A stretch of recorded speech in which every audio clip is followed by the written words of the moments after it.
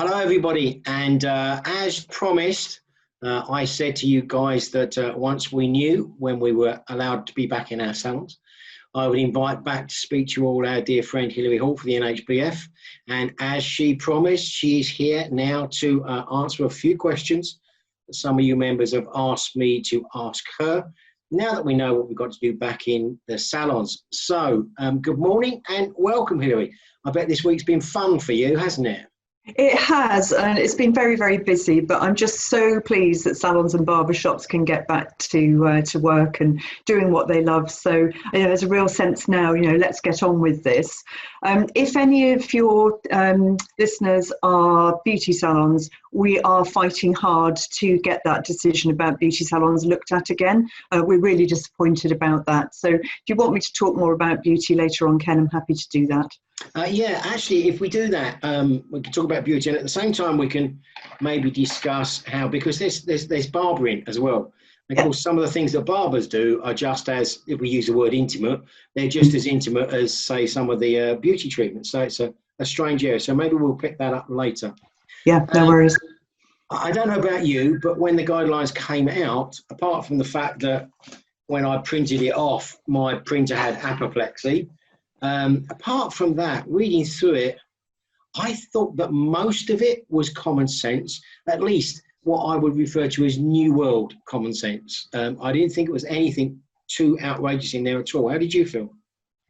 Yeah, I mean, it is 42 pages long, and a lot of it is repetitive. So hand washing is repeated, I think, on pretty well every page. But yeah, a lot of it is common sense. It's the kind of stuff that the NHBF and other people that put out guidelines before the government ones were published, there's really not much difference. There were a few surprises in there. And you also have to be careful because there's the odd little bullet point, which is actually really important, but it's buried in those 42 pages. So perhaps we can cover some of those. Well, can you remember so we won't miss those, because I don't want to have missed them. So if you can highlight those later, or do you want to pull those in now if there are specific ones you can think of that are fresh in your mind so that we don't miss it? Yeah, well, one of them is about test and trace. So in the document, it does say that salons and barbershops have to work to appointments only.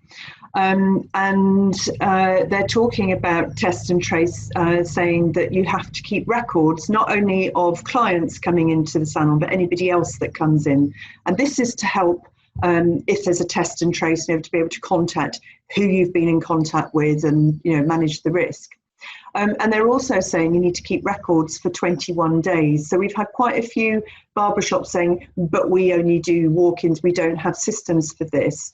I'm on I do this to you every time, Ken. I'm going to name drop. I'm on a round table meeting tonight with Alok Sharma looking at test and trace, because I think what the government is looking to do is to change the law about data protection. So that actually is a really important point, and it's just a teeny weeny bit in the guidelines. So that's just one example. Yeah, I suppose the majority of the salons that I normally work with, that doesn't concern them too much because they have computer systems, so they have records. Yeah. But it's interesting that when you talk about everybody that comes in your salon, so a delivery man, and I presume that all that we need there is the company that man was from, because the company will know who the man was, wouldn't they? So it's keeping a note of those casual things as well, isn't it? That's important. Yeah, I mean, a lot of times you don't need to have delivery people coming into your salon. If you can arrange a drop-off point outside, so much the better. But they also say make sure you know which staff you've had on. I mean, presumably you do, but make sure particularly if you're working shifts that are perhaps different than what you've had before, which members of staff have been in at which times. So little things like that are important. Yeah. Okay. And what I thought we'd do, Hilary, is kind of split our conversation into two areas, because we've kind of got issues that affect our guests and then issues that affect our team. So the first thing I'm going to bring up, which I'm still being asked questions on, and yet I didn't see anything mentioned in the guidelines, was about blow drying, because initially a lot of other countries and people going, oh, can we, can't we, can we, can't we? I didn't see any mentions regarding blow drying, so I presume we are allowed to do that. Is that? Yeah, and we double checked on that because we had so many questions. We didn't want to put out wrong information. So we've absolutely had that confirmed from BAYS. There are no restrictions on the use of hair dryers. And perhaps I could just cover a few other ones like that that are not in the guidelines, but people ask about a lot. And it's partly because other countries are doing different things. So there's no need to wash, for clients to wash their hair before they go into the salon. You can do dry cuts. You can use your air conditioning systems. You can use fans. You can do children's haircuts. What it does say about children is if you've got children in the salon, they need to be supervised and socially distanced. And, you know, if it's the parent that's having their hair done, ideally don't bring anybody else into the salon with them. So those are a few of the ones. Oh, you don't need to wear gloves when you're cutting hair either. You know, as far as gloves is concerned, if you would normally use gloves to provide a service, you know, for applying colour, for example, wear gloves, but otherwise you don't need to. So those are quite a few, and they've been doing the rounds on social media. You see them popping up again and again and again. So I hope that helps put some of those to rest. Yes, because it is those little things that people do get concerned about. Yeah. It's interesting though. I've seen some of the screens that people have been using that they're putting if they need to. Of course, they don't need to put screens in between workstations, providing they've got the correct spacing. But I think some of those are going to be blown down by blow dryers anyway if they start using them. So, anyway, that's going to be the fun of our new life. There was an interesting piece that they mentioned about working in pairs. So kind of buddying up with another team member, which I presume, because they understand how stylists and assistants work together, I presume that's why that's been put in there. So that automatically opens up the question about is it okay to do colours in between, cuts in between colours, because a lot of salons rely upon that to boost their income. And therefore, should they, if they've got someone applying their colours, should they stay with that one person and that one person applies all their colours? Or could a salon have a person that does all the colours, but all the stylists feed their clients to that? Or is that getting too many people involved? That sounds quite complicated, doesn't it? I thought that when I finished it. I thought but it is a question that's come up a lot. So and again, we've checked this. It's fine to have a colour client in and put them in a waiting area, socially distanced, of course, whilst the colour is developing, and to then do a cut on another client and to have that client back. But what you're effectively doing is treating them as if they're a new client each time. So in between the first client and the second client, all that cleaning your PPE, cleaning, you know, the workstation, the chairs, anything else the clients have touched. So I think if you use that as the guidance, you know, every time there's a change of client, treat it as if they're a new client. So for that reason, you could have one person applying the colour, client goes off, colour develops, they come back, but somebody else is cutting their hair. That's fine, as long as each time they're treated as a new client. Does that make sense? Yeah, it does make sense. And I suppose, in fact, if a stylist was cutting a client and then they moved to where the other client was being coloured, they wouldn't have to re-clean the station, would they? Because the station would automatically get re-cleaned for the next cutting. They've just got to use their common sense, haven't they, really? And think about whenever a client is moved, they're always moved to somewhere that has been sanitised and is clean. And even if they've seen the client previously, that doesn't matter. Yeah. What about but can I just add to that, sorry, Ken, that they do say try and use the same workstation so you're not always sharing. So if you can have the client back into the same workstation so the same stylist is in the same place all the time, that is in the guidelines. So this pairing thing is, they gave an example of a stylist working with an apprentice. So have the apprentice assigned to the same stylist if you can.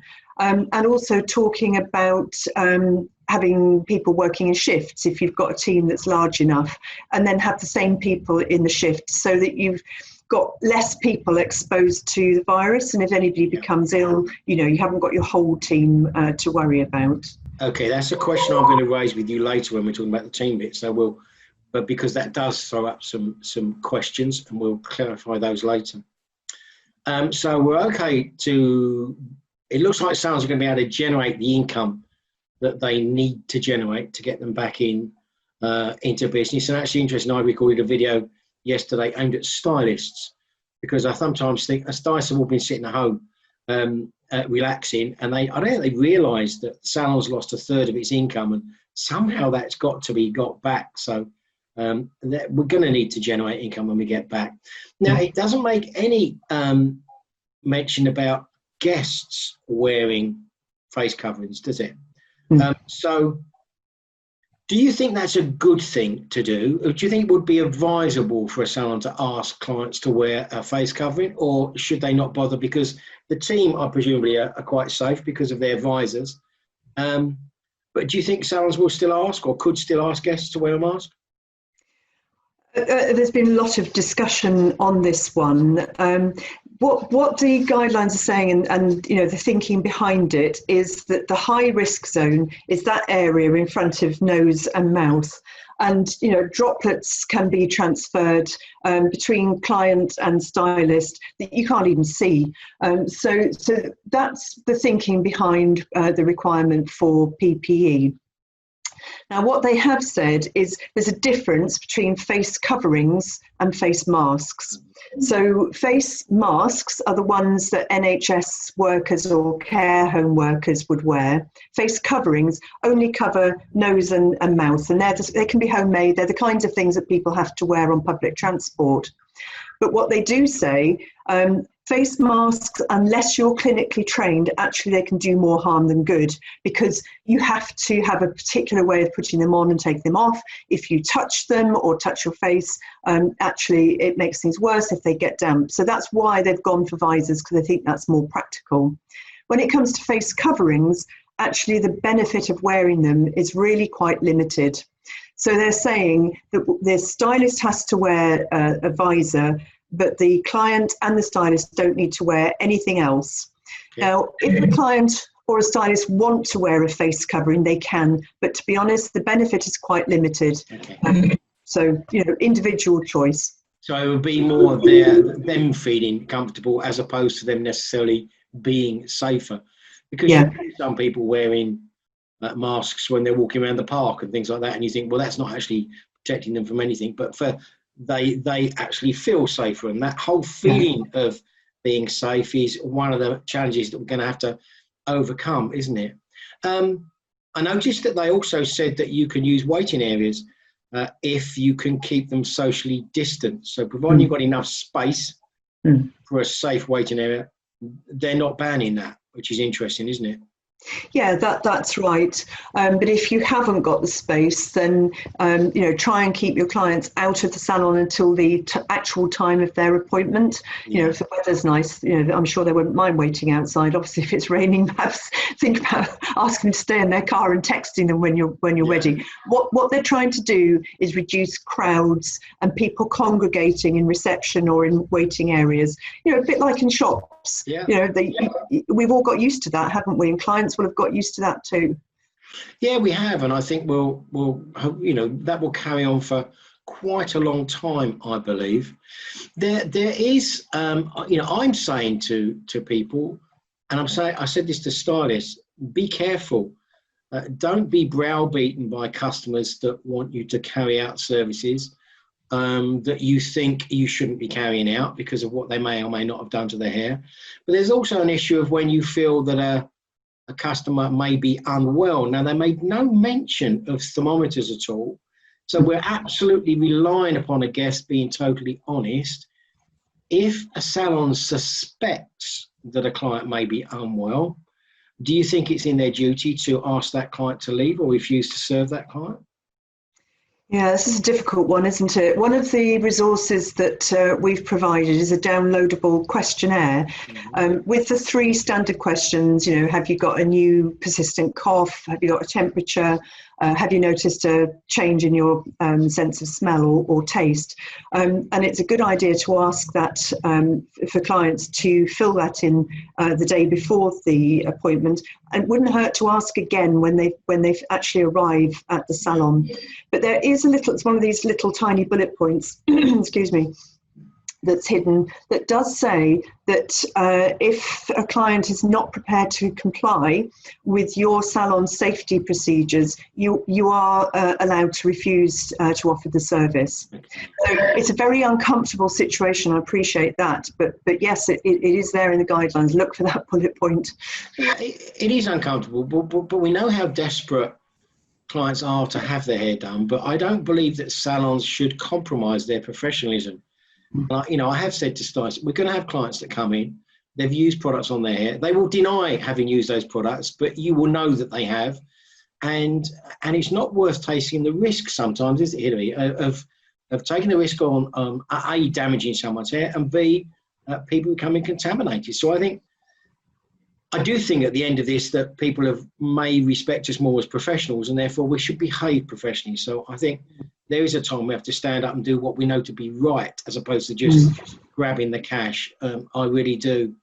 Skin tests, compatibility tests, no questions about that really, is there? I know some salons would like to carry them out beforehand, but I also know that you've advised that they don't carry them out in the few days beforehand. So we've said to people, look, maybe even in the first few days, if you've got people that need skin tests, you don't do them in the first few days. You don't book them in those first initial appointments so that you've got time to carry out the skin tests. But the government didn't make any mention of skin testing at all, did it? They didn't, and you're right. We've said, no change to skin tests. You do them as you normally would, but just bear in mind, you were talking about people doing home colours. You have to do an allergy alert test when you're changing brand or product. So, if a client has been using home colour, actually that is a change of brand and product. So, ask them what they've been doing with their hair and hope that they tell you so that you can do the test.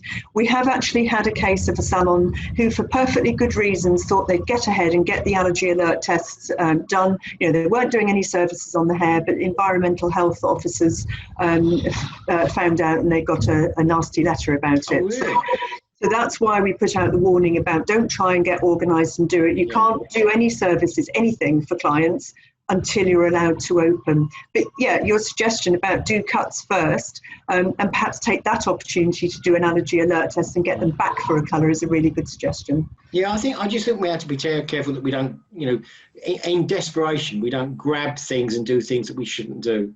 Yeah. Because it will soon settle down. Okay, are there any points? I'm now going to move on to the team because some interesting things have been happening that I thought would happen, but I'll share with you.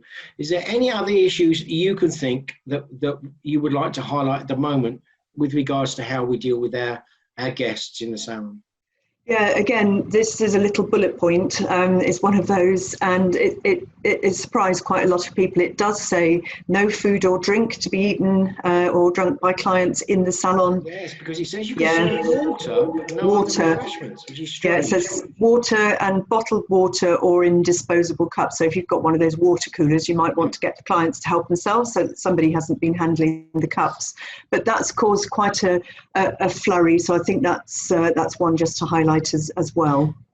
And yes, because actually one of our members answered that. They said if we can serve water in a disposable cup, why can't we serve coffee in a disposable cup? But we just have to accept that and live with it, and it is what it is. Some I can only say what's in the guidelines. But presumably then a guest can bring in their own, can't they? Yes. No, because it says no food or drink to be eaten in the salon.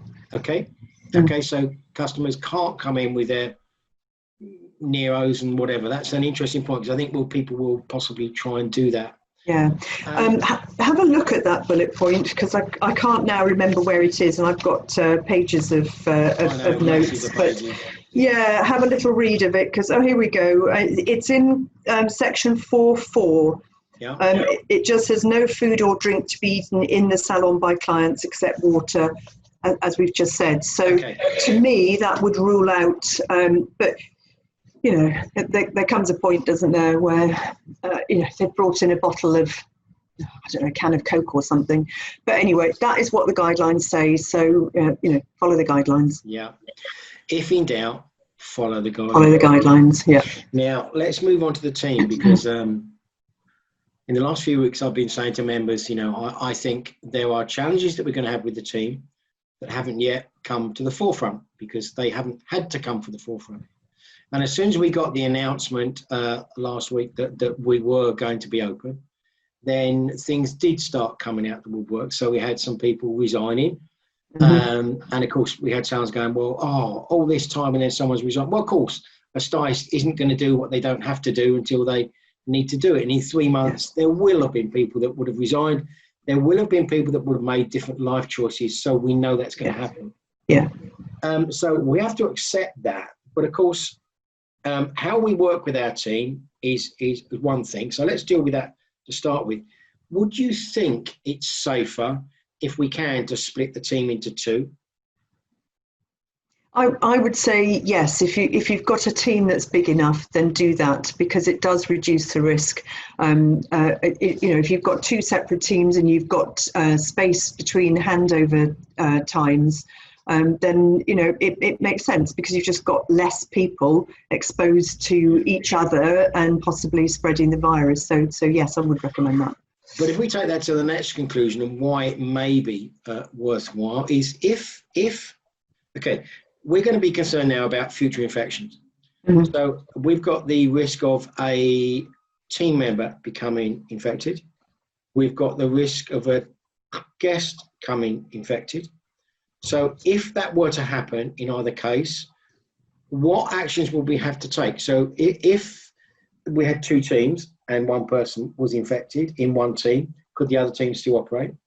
If team A had a guest that was infected, would team A not work and team B could work? Or there's those ramifications, aren't there? If we then find out that a guest has been infected, they presumably would let us know, but then is it our obligation to let all the other guests may have come in contact with that guest? No? Or if we've been safe in our salon, do we not have to do anything? That's another big question, Hilary. Sorry. It's a massive question, isn't it? You kind of get where I'm going with that, don't you?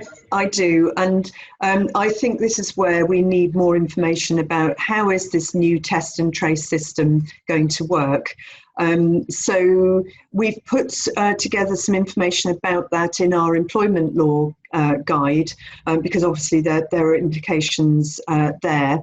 So watch this space on that one. It is mentioned in the guidelines that people then need to self-isolate. So have a look at that section in the guidelines. Have a look at the employment law section. But I suspect that we're going to be updating that anyway, that section, because of what's happening with test and trace and, what the government decide to make mandatory.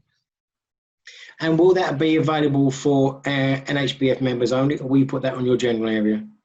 No, it'll be in the government guidelines. Only government guidelines. Great. Yes. Okay. Yeah. Okay, so we are now having some challenges with teams saying, we're not prepared to change our conditions of employment. We don't want to work different hours. We still want to have our holidays that were planned the week after we were due to come back. How do you think salons, A, should deal with those? And we know they should be flexible, but B, legally, what can they do? If a client, if a team member says, we're not feeling safe to come back to work, or I don't want to change my hours, what can a salon do and not do? Okay, again, this is a really big question, because it always boils down to what's in your contract, and that can be different for different salons. Those are questions that, again, are covered in our employment law guide. Give our employment law helpline a call if the guide doesn't answer your question. But, with so many of these employment ones, it all depends on individual circumstances. Yeah. Somebody who doesn't want to come back to work because they're clinically vulnerable is different from somebody who just doesn't want to come back to work. Mm-hmm. So, take specific advice. Obviously, what you hope is that people will want to come back to work, want to work with the salon. It's give and take, isn't it? That, okay, please don't take a holiday now, but you can have a holiday when you want later on. But sadly, some people just aren't like that. So. Yeah, and I've been saying to people, you've got to, we all want our team in because we want to get back to work and want to make money, but you've got to realise that people are human. I've got family I've not seen. They've got family they've not seen. We've all got loved ones we've not seen. We all want to see them. Yeah. And as you just said, I think if people are flexible and, everyone has a few days here and a few days there, we can't jet off to Spain yet, but I think we will soon. Hopefully, people will be reasonable. The anxiety thing is an unusual one because having suffered that a little bit myself when I went out, it's how do we deal with those sort of untangible things when someone just doesn't feel safe? Would we then have to ask them to go and see their doctor to get sick notes to sign them off? Because presumably this will affect what we can claim back and not claim back.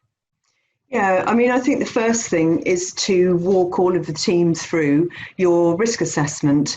The guidelines do say that all businesses need to do a risk assessment. You don't necessarily need to write it down, although we would encourage that you do.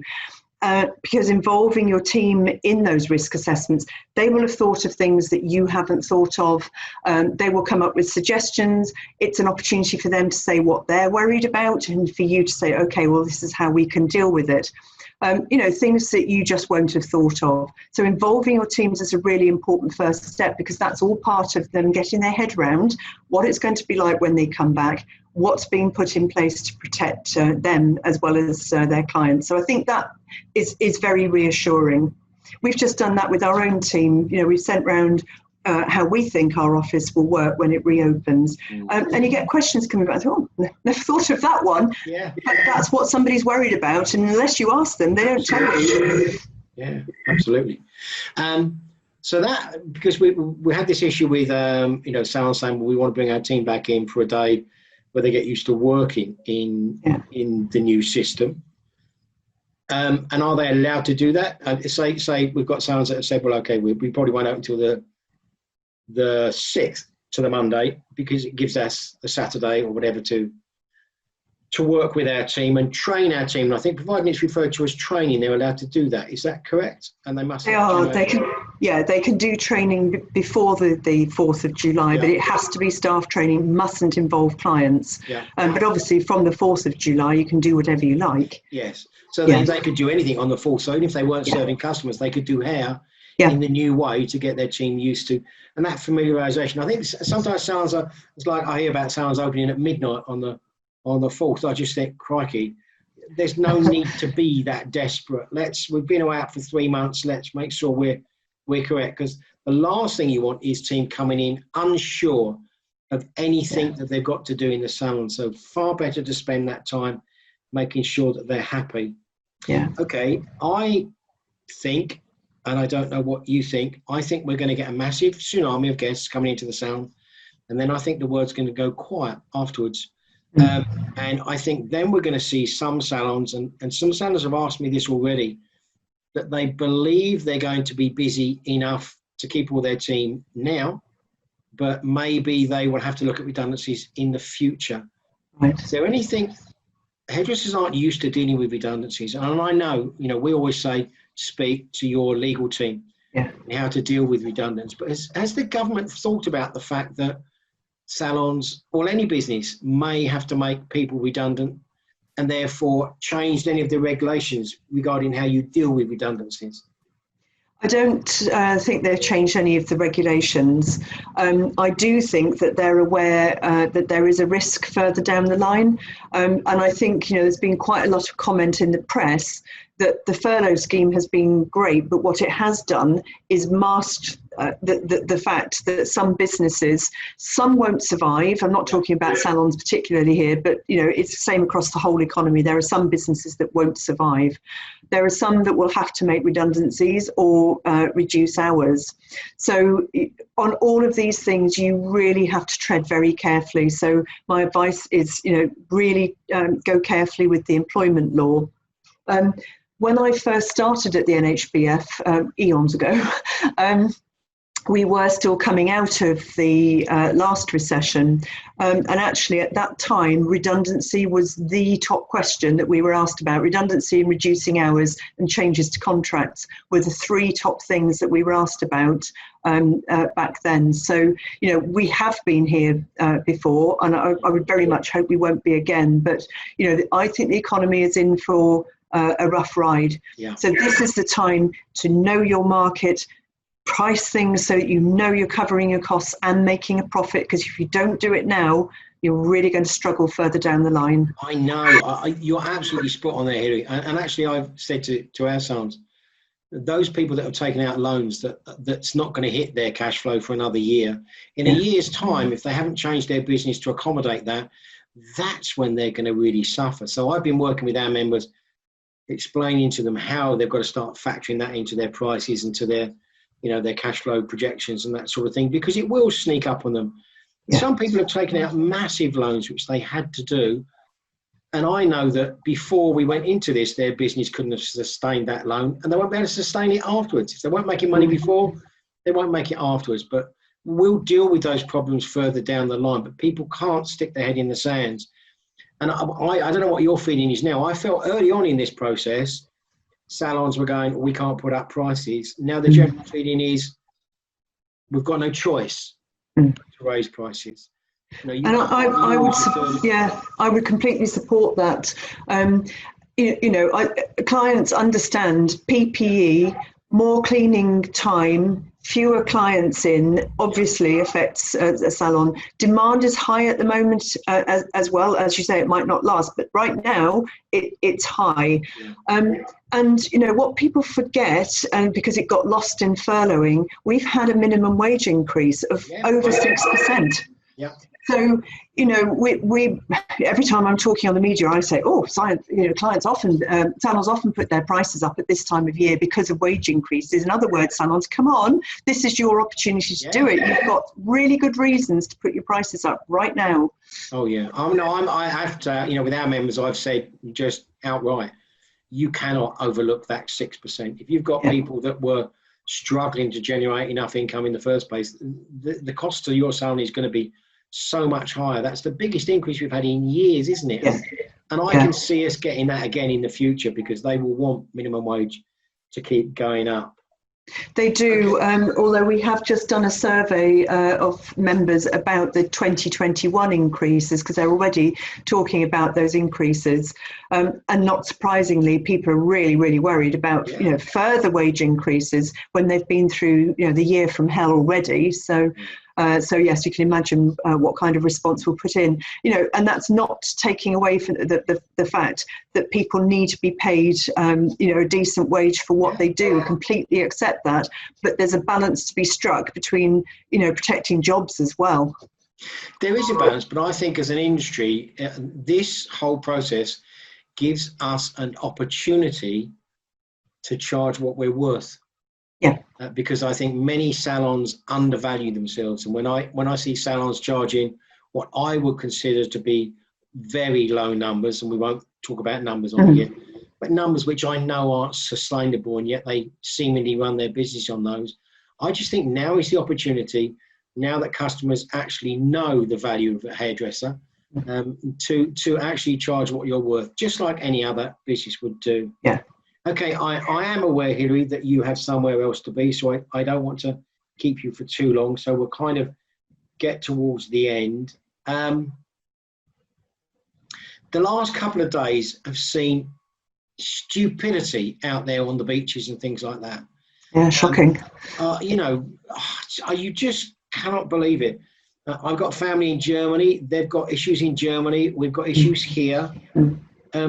My concern, I think, and I don't know if this has come up in any of the discussions that you've talked about, how open are the government if they see the public behaving stupidly? How open are they to taking us back, to reversing things, which would be a hard thing for them to do, I think they've shown tremendous courage during this whole business to make us do the things. Do you think that they will take us back and go, look, you're being stupid, let's go back?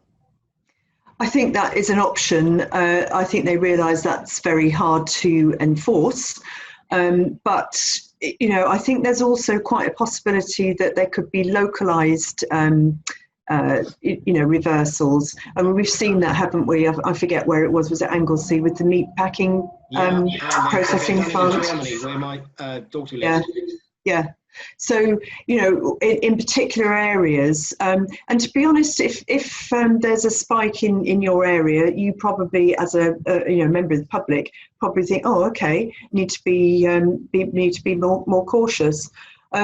But I think if the public continue to behave like we've seen, I think there's every possibility that things might be reversed. Hopefully not nationwide, but you know, it is a risk, and we've said, haven't we, before? All the dates are subject to what happens with the coronavirus, and if they start seeing spikes and peaks, you know what's going to come next. Well, you were talking about therapists, beauty therapists. But they're not back yet. Of course, if they see a spike now, the therapists won't be allowed to come back. We did say quickly, because we said about this earlier on, about barbers and beauty therapists, because barbers work quite intimately. But they haven't said anything about you can't do beards. And are you allowed to do shaves or not? No, we checked this because they just said cutting or treating hair on the head. So we said, does that mean shaving? And they said no. And you can understand, you know, I talked about this high risk area. When you're shaving, you are absolutely in that high risk area. Beard trims, you can do a lot for around the side and keep moving, but minimize the time that's spent in front of the face. Do that as quickly as possible. But other than that, and I think that's one of the reasons why the beauty businesses have not been allowed to open. I think the government is fixated on this high risk area and forget that actually there are other treatments that can be done that are not in the high risk area. So they sort of basically shut down the whole industry when I don't think that's necessary. So that's certainly what we're pushing for. And of course, more financial support, because you know, we know the furlough scheme is changing at the end of July, and so employers will need to start topping up wages to make up that 80%. Well, if you're not trading, where's that money coming from? Absolutely, yeah. So we're pushing on those two fronts on beauty. We're absolutely gutted about it because we called all along for hair and beauty to be reopened at the same time. So, yeah, really disappointed for our beauty colleagues.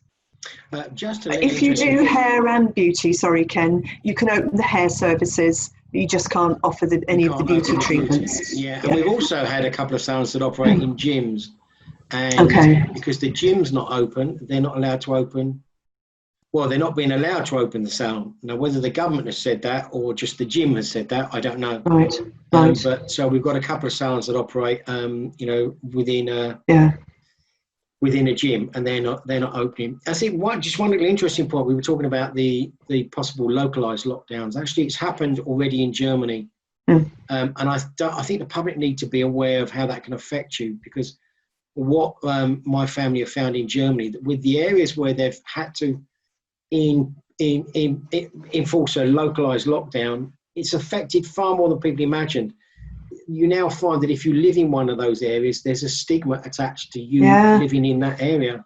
Yeah. Which can affect lots of things. It can affect house prices. It can affect loads of things. Yeah. So I really think everyone needs to be so sensible with this and not be stupid. Yeah. Someone asked me a question that I know you can't answer, okay? But I'm going to ask it anyway. Because I get asked it, so I have to suffer it, you have to suffer it. You're going to pass the pain on. Yeah. How long do we think this could go on? Because does the government have any idea for a framework of how long they think they will keep these in, or is it just wait and see how the rate comes down? You mean how long are we going to be dealing with coronavirus? Yes, and with distancing and wearing guards and all the things that we've got in place now. Yeah. Do they think that could be 3 months, 6 months, 9 months, or is it just let's wait and see what happens and then we'll let you know? Well, when you listen to Chris Whitty, the chief medical officer, he has said a number of times, this is not going to be over anytime soon. Yeah. Until they have a vaccine or some kind of treatment that actually works, this is not going away. We keep talking about the new normal. This is not just normal for a few weeks. This is an extended period of time. That's right. So, let's try and make it as quick as possible and not do stupid things that just increase the risk and extend it all. Yeah. Okay, Hilary. Well, firstly, thank you very much for coming back and speaking to us. I have to say, you guys have done a brilliant job. Thank you. From 365, I know with our members have contacted your team on many, many occasions and they've been there. So thank you for the support you've given, not just to our members, but the whole industry. You personally have been an absolute star. Many people have said that to me. So if you haven't heard that, blushing, have a little blush, but take it on board. You've been brilliant during this, brilliant fighting for our industry. So thank you very much for that. Now I've been very kind and polite to you. What I am going to ask is maybe in a few weeks' time, when the dust has settled and we see what's going on, maybe we could catch up again and things may have changed and we can chat. But in the meantime, thank you very much. And you and I will certainly meet again when we're allowed to. Be nice. Hopefully with a gin and tonic. Sounds good. Okay, Hilary, thank you very, very much indeed. Thank you. Thanks, Ken. Bye.